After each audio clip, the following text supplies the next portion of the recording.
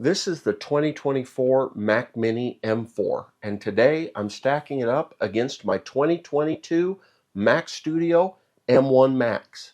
On paper, these two systems may seem very different. One is a compact, affordable, entry-level machine, while the other is a powerful workstation designed for creative professionals.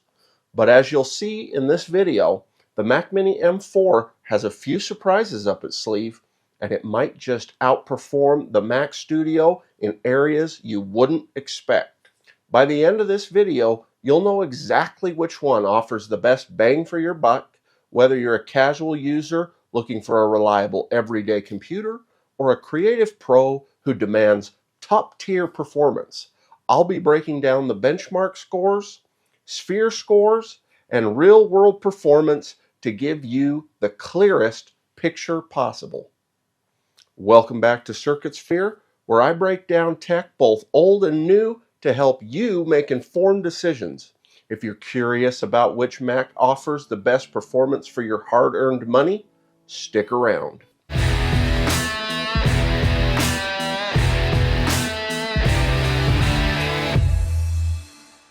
Reviewing the specs of the Mac Mini M4, the most notable thing to mention is the price.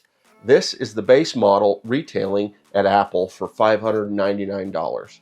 I have always seen the Mac Mini as a tremendous value, especially since the release of Apple Silicon. I purchased an M1 Mac Mini the day it came out and was just blown away how impressive it was at the time. The base Mini comes with an Apple M4 processor with a 10-core CPU featuring 4 performance cores and 6 efficiency cores. The standard memory has finally been increased from 8 GB to 16 GB. The storage is 256 GB, and the GPU is powered by the M4 with 10 cores. Now on to the Mac Studio. The one I have when it was new was $2,899. This last August, I purchased it for $1,500 when I sold my 2019 i9 MacBook Pro. My Mac Studio has the Apple M1 Max processor with 10 cores, 8 performance cores, and 2 efficiency cores. It has the memory upgraded to 64 GB, as well as a storage upgrade to 1 TB. My Mac Studio is equipped with the Apple M1 Max 32-core GPU. Moving on to the benchmarks in the SphereScale. The SphereScale is a benchmark system I created to measure computer performance. The spreadsheet containing the SphereScale is made up of 5 versions. Version 1 compares benchmarking results for modern computers. The SphereScale also includes the SphereScore for each computer I review. The SphereScore is a ranking system I designed to evaluate both modern and vintage devices using 5 key criteria: build quality, performance, expandability and upgrade potential, innovation and technology, and value for money. While modern computers often excel in build quality and design, they typically score lower in expandability due to increasingly compact and sealed designs. The SphereScore reflects my personal assessment of the computers I rank. The higher the score, the more I would recommend that system. The benchmark tests used in version 1 of the SphereScale are Geekbench 6, Geekbench AI, Unigine Valley 2013, Cinebench 2024, and the Blackmagic Disk Speed Test. I'll include a link to the SphereScale spreadsheet in the description below for those who want to explore the results in detail. The first benchmark test I'll be running is Geekbench 6. I'll provide detailed results after all the benchmarks have been completed. Hold me close till I get up. Time is barely on our side. I don't want to waste what's left. The storms we... Next up is the Geekbench AI Benchmark. All we'll ever trust. Yeah. No, I don't want to waste what's left. And on we'll go through the wastelands wastelands through the highways. Moving along to the Unigine Valley benchmark. And on we'll go. Through the wastelands, through the highways. And on. Up next is the Cinebench 2024 benchmark.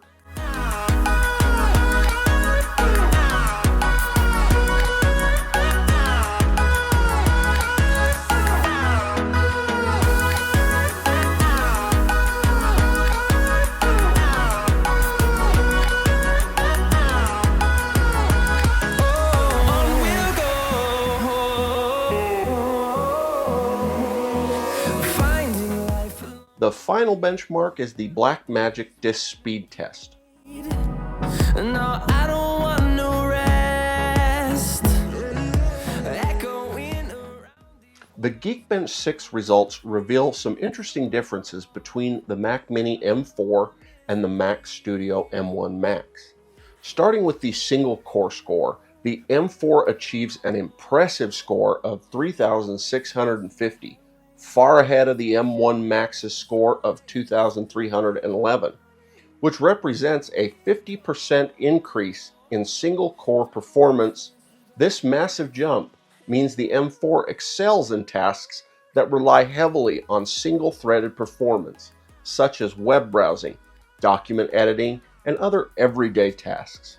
In this category, the M4's improved efficiency per core makes it a clear winner. Moving to the multi-core score, the M4 still leads with a score of 13,513 compared to the M1 Max's 11,926. While the M4 comes out on top, the margin is smaller here, showing only a 13% increase. In demanding workloads like video rendering, compiling code, or multitasking, the M1 Max can still hold its ground. Finally, the compute score, which measures GPU performance. The M1 Max takes a significant lead, scoring 73,064 compared to the M4's 36,893. The M1 Max's GPU performance is a massive 98% higher than the M4's. This highlights that while the M4 is more efficient and powerful in general computing tasks, the M1 Max remains the superior choice for graphics-heavy workloads. In short, if your focus is on productivity, web browsing, or general performance, the Mac Mini M4 is the better option. But if you're handling video editing, 3D modeling, or GPU-heavy creative work, the Mac Studio M1 Max still offers better performance in those demanding areas. The Geekbench AI score reveals some significant performance differences between the Mac Mini M4 and the Mac Studio M1 Max, with each system excelling in different areas. Starting with the CPU scores, the Apple M4 shows consistent improvement across all CPU-based AI scores. In single precision, the M4 scores 4,432 compared to the M1 Max's 3,685, resulting in a 20% increase. In half precision, the M4 achieves 7,364 versus the M1 Max's 5,881, a 25% improvement. In quantized precision, the M4 leads with 5,960 compared to the M1 Max's 4,722, a 26% gain. These steady improvements highlight Apple's advancement in both performance cores and improved memory bandwidth in the M4. Looking at the GPU scores, the Apple M1 Max maintains a clear advantage. In single precision, the M1 Max scores 12,275 compared to the M4's 8,322, a 40% higher score. In half precision, the M1 Max achieves 13,667 versus the M4's 10,249, a 33% increase. In quantized precision, the M1 Max hits 12,814, outperforming the M4's 9,364 by 37%. These results suggest the M1 Max's GPU remains significantly more powerful for AI workloads that leverage GPU parallel processing. The most dramatic gains come from the neural engine scores, where the M4 dominates. In single precision, the M4 scores 4,413 compared to the M1 Max's 3,670, a 20% improvement. In half precision, the M4 reaches an impressive 37,183 versus the M1 Max's 16,521, a staggering 125% increase. The most striking results appear in the quantized precision, where the M4 achieves a massive 52,958 versus the M1 Max's 16,256, an extraordinary 226% jump. This overwhelming difference emphasizes Apple's significant investment in improving the neural engine's capabilities in the M4. In short, the M4's CPU shows consistent gains over the M1 Max in all AI benchmarks. The M1 Max's GPU dominates AI tasks reliant on graphics processing, outperforming the M4 by as much as 47%. However, the M4's neural engine is the standout performer, delivering performance gains up to 226%, showcasing Apple's increased focus on accelerating AI workloads using dedicated hardware. For developers working on AI applications, the M4's neural engine offers incredible improvements, while the M1 Max's GPU still leads in traditional GPU-powered AI tasks. The Unigine Valley benchmark is a graphics-intensive test designed to measure a computer's GPU performance. It renders a detailed outdoor environment with trees, mountains, dynamic weather, and complex lighting to simulate real-world gaming and graphical performance. Both results were tested using the same 2013 version of Unigine Valley, ensuring consistency in the test, environment, and graphical workload. When comparing frames per second, the M1 Max achieves 79.2 frames per second, while the M4 scores 60.1 frames per second. This means the M1 Max is rendering frames nearly 32% faster, resulting in smoother performance. In terms of the score, which factors in FPS, graphical complexity, and consistency, the M1 Max scored 3,314 compared to the M4's 2,515, once again outperforming the M4 by 32% in overall score. The reason behind the M1 Max's stronger performance comes down to its hardware design, with a powerful 32-core GPU optimized for graphical performance. The M1 Max is built to handle intensive rendering tasks. Meanwhile, the M4's GPU, while newer, likely emphasizes efficiency, thermals, and improved neural processing rather than raw graphical power. This makes the M4 better suited for modern AI tasks and lightweight graphics, rather than GPU workloads like Unigine Valley. In short, the M1 Max leads in raw graphics power, excelling in traditional rendering benchmarks like Unigine Valley, while the M4 may still excel in efficiency, AI performance, and modern apps that rely less on brute force GPU power for gaming, 3D rendering, or intensive GPU workloads. The M1 Max is the stronger performer in this case. Cinebench is a powerful benchmarking tool used to measure CPU performance, particularly for tasks like rendering, content creation, and multi-threaded workloads. The single-core and multi-core scores help identify how efficiently a CPU performs both individual tasks and heavily threaded workloads.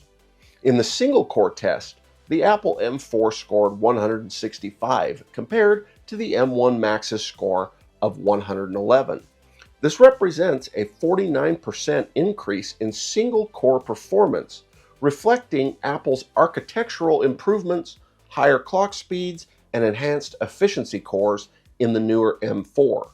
A higher single-core performance translates to better performance in tasks like web browsing, app launching, and light productivity workloads. In the multi-core test, the Apple M4 scored 934, slightly ahead of the M1 Max's score of 823. Now this is only a 13% increase, showing a much smaller gain than in the single-core test. The smaller gap suggests that while the M4 has better per-core performance, the M1 Max remains competitive in multi-threaded workloads, meaning the M1 Max remains a strong contender for intensive workloads like video rendering or 3D modeling that rely on multi-threaded performance. The Apple M4's impressive single-core gains and moderate multi-core improvement align with Apple's focus on efficiency and performance per watt in its newer chips. The Blackmagic Disk Speed Test is a benchmarking tool commonly used to measure the read and write performance of storage devices, particularly SSDs. The tool outputs results in megabytes per second, indicating how quickly data can be read from or written to the drive. In the read speed test, the M1 Max achieves 3,910 megabytes per second, while the M4 scores 1,997.9 megabits per second. This makes the M1 Max nearly 2 times faster in read speeds.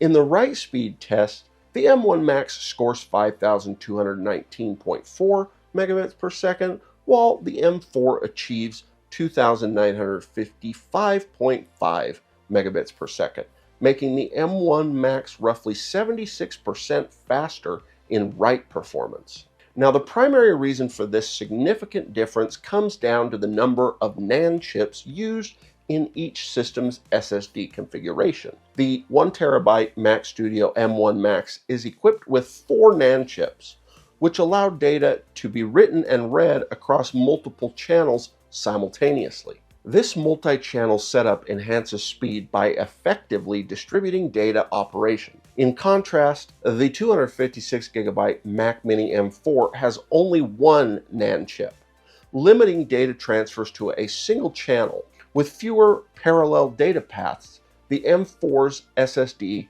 faces inherent speed limitations. This architectural difference explains why the M1 Max excels in read and write speeds. The additional NAND chips in the M1 Max's SSD configuration allow it to handle large files, video editing projects, and demanding creative workloads with much greater efficiency. The M4, while still solid for everyday tasks like web browsing, streaming, and office workload, lacks the same high-speed performance when dealing with data-heavy workloads. For content creators, video editors, or anyone managing large files, the M1 Max is clearly the better performer. Meanwhile, the M4 remains an efficient and capable choice for general use, but isn't designed for extreme storage performance. The Final Cut Pro 11 test I put together isn't an official test I put on the SphereScale, but it reveals some clear performance differences between the Mac Mini M4 and the Mac Studio M1 Max across file transfers, rendering, and export times. Starting with the file transfer test, both systems performed similarly when transferring a 25.88 gigabyte 4K video from a 1TB SanDisk Extreme SSD via USB 3 Gen 2. The Mac Mini M4 completed the transfer in 29 seconds, while the Mac Studio M1 Max finished in 28 seconds. This minimal difference shows that both systems deliver comparable performance for basic file transfers through an external SSD. In the rendering test, the gap becomes far more noticeable. I added a brightness adjustment to the video clip, and the Mac Mini M4 took 6 minutes and 22 seconds to render, while the Mac Studio M1 Max completed the same task in just 3 minutes and 20 seconds. This is a 48% faster render time for the M1 Max, showcasing its superior GPU performance and higher overall processing power. The most significant performance gap appeared in the export test.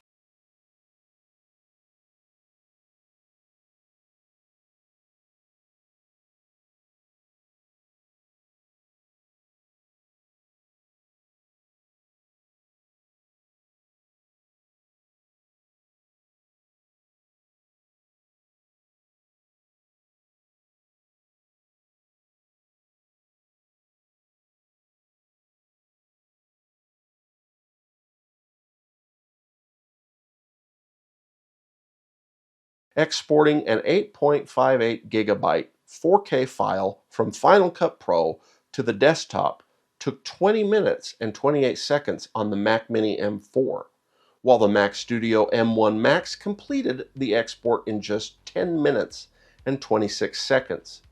Now this translates to the M1 Max being approximately 49% faster in export performance, cutting the export time in half. These results highlight the performance advantage of the Mac Studio M1 Max for video editing tasks.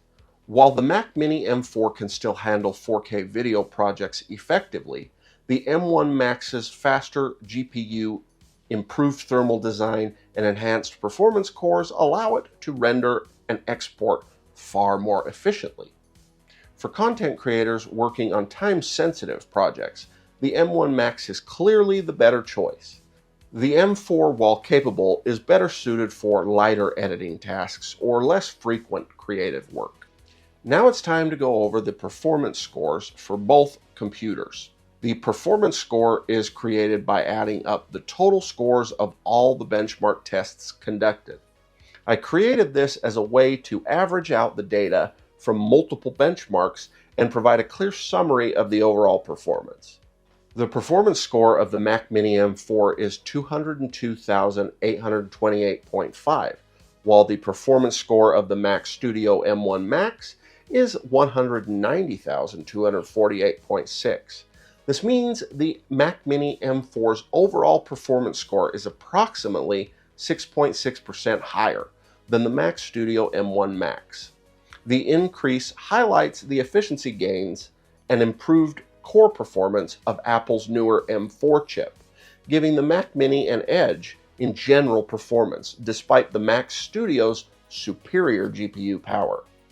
Now let's dive into the SphereScore I gave my Mac Studio M1 Max and break down how it performed across each category. In terms of build quality, the Mac Studio scores 4 out of 5. Its precision milled aluminum enclosure gives it a premium feel with impressive durability. The dense and compact design feels solid, and its thermal management ensures stable performance under load. However, its lack of easily accessible internal components prevents it from achieving a perfect score. For performance, the Mac Studio earns a perfect 5 out of 5, with its 10-core CPU, 32-core GPU, and 64 gigabytes of unified memory. The M1 Max excels in professional workloads like video editing, 3D rendering, and multitasking. Its powerful hardware easily outperforms many competitors, making it ideal for creative professionals and power users. When it comes to expandability and upgrade potential, the Mac Studio scores 2 out of 5. While it offers multiple Thunderbolt 4 ports, USB-C ports, and an SD card slot, its internal components are entirely non-upgradable. The RAM is soldered to the logic board, and the storage isn't reliably upgradable, which eliminates future upgrades. Now for innovation and technology, the Mac Studio scores 5 out of 5. Apple's M1 Max chip introduced a major leap in performance per watt efficiency, while the Mac Studio's cooling system is designed to maintain consistent performance even under heavy workloads. The system remains remarkably quiet despite its power, and Apple's unified memory architecture further enhances speed and responsiveness. In terms of value for money, the Mac Studio scores 4 out of 5. While not an inexpensive computer, its $1,500 price point when I purchased it in August of 2024 offers remarkable performance for the cost. It competes with systems that are often far more expensive, making it an excellent investment for professionals seeking top-tier performance without an extreme price tag. With a final score of 20 out of 25, the Mac Studio strikes a strong balance between power, design, and innovation. Its impressive performance and premium build make it a standout choice for creative professionals. But the lack of internal upgrade options and its premium price hold it back slightly from achieving a perfect score. The 2024 Mac Mini M4 is a solid performer that balances strong performance with efficient design. Its durable aluminum unibody construction feels sturdy and reliable, earning it a 4 out of 5 for build quality. While it doesn't have a premium feel of higher-end Macs like the Mac Studio, its design is above average compared to other small form factor PCs. In terms of performance, the M4's 10-core CPU and 10-core GPU deliver impressive results for most tasks, including content creation, multitasking, and even some light gaming. While it's incredibly fast for its size and price, it falls slightly short of the powerhouse systems like the Mac Studio or higher-end desktops when handling intensive workloads such as 3D rendering or heavy video editing. For this reason, it scores 4 out of 5 in this category. When it comes to expandability and upgrade potential, the Mac Mini M4 scores 1 out of 5. Like most modern Macs, its RAM is soldered to the motherboard, and the storage is non-upgradable after purchase. This severely limits flexibility for future upgrades, earning the lowest score in this category. For innovation and technology, the M4 scores a perfect 5 out of 5. The M4 chip introduces major efficiency gains and performance improvements over previous Mac Mini models. With hardware acceleration for AI tasks, advanced media engines, and support for high-performance peripherals, it's a cutting-edge solution in the compact PC space. Lastly, for value for money, the Mac Mini M4 scores 4 out of 5. While Apple's base model includes only 256 gigabytes of storage, which may feel restrictive for professional users, the overall performance it offers at its price point is highly competitive, especially compared to similarly priced Windows Mini PCs. With a final SphereScore of 18 out of 25, the Mac Mini M4 is a powerful, efficient desktop solution that excels in performance and innovation, while its lack of upgrade potential may limit long-term flexibility. It remains an ideal choice for those seeking a compact yet capable machine at a reasonable price. I'm really glad I finally had a chance to make this video. Ever since the new Mac Mini M4 was announced, I've been curious to see how well it would stack up against my Mac Studio. Now that I've had the opportunity to test them side by side, I've come away with some interesting insights.